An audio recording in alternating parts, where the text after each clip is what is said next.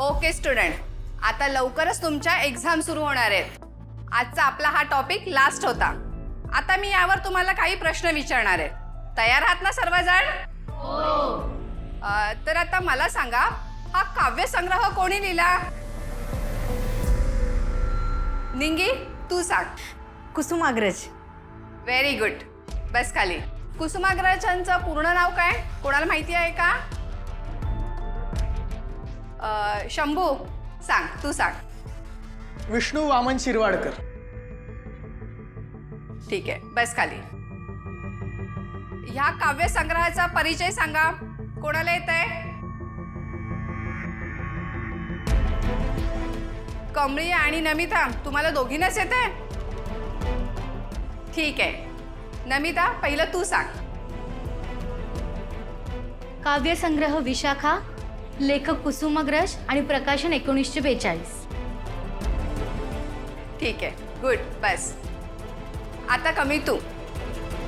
क्रांतिकारी, भावक आणि तत्वज्ञानात्मक कविता. मुख्य विषय प्रेम, संघर्ष, मानवी वेदना, सामाजिक जाणीव. गुड. बस खाली. आता मला ह्या काव्यसंग्रहाचे विश्लेषण सांगा. अरे वा, आता पण नमिता आणि कमळीच, बाकी कोणालाच येत नाही?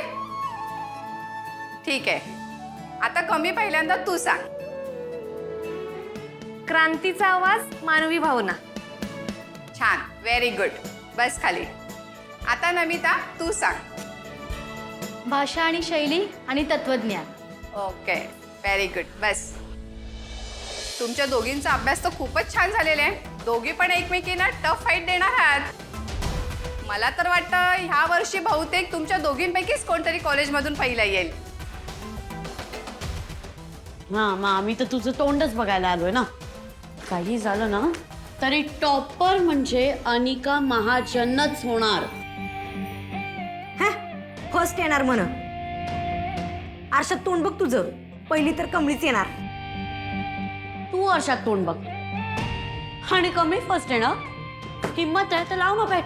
लावते बेट. हे ते बेट फेटचं खेक तर तू एकटीच काढत बस. खरं सांग ना, हिम्मत नाहीये तुझ्यात. आहे का कोणात हिम्मत माझ्याशी बेट लावायला? बोला बोला, आहे हिम्मत कोणात? अनिकाच पहिली येणार असेल गट्स तर लावा बेट. मलाही पहिलं यायचंय आणि शिक्षण माझ्यासाठी खूप महत्वाचं आहे. मग आमची कमळी बी काय कमी नाही, तीच पहिली येणार असेल ना.